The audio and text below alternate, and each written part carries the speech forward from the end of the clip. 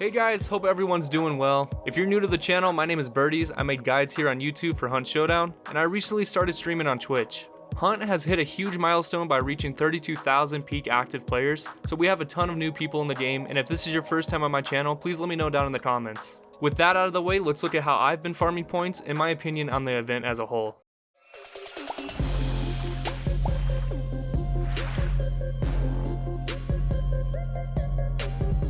The goal of this video is to give you the methods I've been using to gather points. The last half of the video will be my thoughts on the event and how Crytek can do better. Be sure to stay for that, I would love to hear your opinions. Most games I play, I reach about 30 to 50 points, averaging roughly 40 points a game in a 25-minute time span. This means if you can average about 40 points per game, this method will take you about 50 games played, or about 20 hours, if I did the math right. But those numbers aren't taking into consideration games where you die right off the bat, or if you're only getting 20 points, or the time in between games, so I think a better number would be about 25 hours to get all 2,000 points. The good thing is that we have another 2 weeks to unlock all the rewards, so it's totally possible for you all to get it. Let's look at what you need to do to accomplish this. The first thing you need to do is stop playing Hunt as if it's a normal match. You have to completely change your playstyle and throw PvP out the window. If you really want the rewards, you will have to change how you play for the next couple days. This is actually my biggest complaint about the event. It's totally possible for most people to unlock all the rewards, but you can't play the game the way it's intended. Trust me, it really sucks, but with how the point system's set up right now, this is what you have to do if you're a casual player. If you happen to run into people, you will either have to fight them or talk to them over voice chat and tell them you're just looking for points. From what I've found, this works about 50% of the time. This is only because those people are looking for points also and probably don't have a good loadout to fight with. Before we get into the loadouts I recommend using, I have a few things you should do to your playstyle first. To start, only pick up event clues. This is a good way to get a nice 2 points and see how the map blacks out. I really recommend playing in the blackout zones of the map to avoid other players. Once you know what's blacked out, go to those compounds, clear out crows and the statues, continue going compound to compound and gathering as many points as possible. If you go into a compound and you're not really finding any points and you can tell that people have been there by seeing doors open or windows busted open, then just skip past it. It's not worth the time wasted at those compounds. Also, another thing, I know I usually preach about running towards gunshots to gain PvP experience. During this event, however, just run away from gunshots. If you want the Plague Doctor skin, you don't have time to run into a fight and get shot in the head. So I run 2 loadouts when I'm looking for points. The first loadout I run is a Spark Silencer with 1 slot of poison ammo. This gun will save you if you ever do have to fight, and I use the poison bullets to kill armors and immolators silently so that I can move around the map faster. The big must-have is the poison crossbow. This is how you kill crows at a fast rate. Use your sparks to kill AI, and use the poison crossbow solely for the crows. I take the standard knife and med kit with a vitality shot, antidote shot, and a sticky bomb. And the sticky bomb's pretty important, to be honest. If you spawn onto the map and the first compound you go to is the boss lair, use the sticky bomb on the boss along with a couple crossbow shots, and you'll have an insta 3 to 6 points. You don't really want to banish the boss though, just because people will know where you're at, and it could end the game quicker. Simply kill the boss just so that you get your points, and run away and go collect more. The second loadout is all the same, except you take the Silence Winfield with high velocity bullets.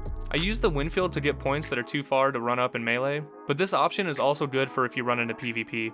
For traits, you want to take the standard stealth ones. Take things like Lightfoot, Greyhound, Gatorlades, Kiteskin, Physician, and Levering if you have the Winfield. And let me know down in the comments what loadouts you guys have been using. So with these loadouts, I just run around playing Crow Simulator. You don't have to take silencers, but I found it's good for when you have to shoot crow statues that are in a distance and you don't want to get caught. You don't really have time to fight or go out searching for bosses. When I play the game normally, I consider it a good game if I earn 15 points. But with this method, you should aim for about 40, if not above 40. You also don't have to buy any of the point boosters. Yes, they will help you gather points faster, but you do not have to use them for this method. So all in all, it's pretty simple to gather points using this technique, but pretty boring. If you have any questions about this or anything else, put them in the comments and I'll get back to you. For the last part of the video, I would like to voice my opinion on the event as a whole. The devs definitely tried a few different things this event. I thought it was really cool that we as a community had to work together to unlock the boss, but I have no idea where they got the 100 million points number from. I think something like 20 million would have been much better. The community would have been hyped every day getting on and doing their part to unlock the boss. For Act 2, they made it harder than previous events to unlock rewards, which I can appreciate to an extent. I think it is cool to reward the more dedicated player base, and after the event is over, it'll be nice to run into a Plague Doctor player, because you just know how much work they put in to unlock the skin. The grind for something like that just makes it worth it when not as many people have it. And to be honest, I actually don't have an issue with the grind needed to unlock a character skin. Firstly, because unlocking the skin they made is 100% free. You don't need to spend any money on the point boosters, and secondly, like I said earlier, it rewards the more dedicated player base. The problem I actually have with the event is how the points are earned. I found that if you play the game like you are intended to and go for kills and bounties, you just won't earn that many points. When you play the game as a straight PvE game, like I have the past couple days, that's when the points start rolling in. If for some reason anyone at Crytek is watching this, I have a few ideas for future events that could possibly work. To be 100% real, the problem lies with how the points are earned. I think attaching points to the game's core mechanics is one way to fix this. Make bosses worth more event points, and even make extracting with tokens worth event points. If tokens right now were worth something like 20 points each, more people would be invested into the core gameplay, instead of running around searching for crows. Another idea is to make player kills have a set amount of points.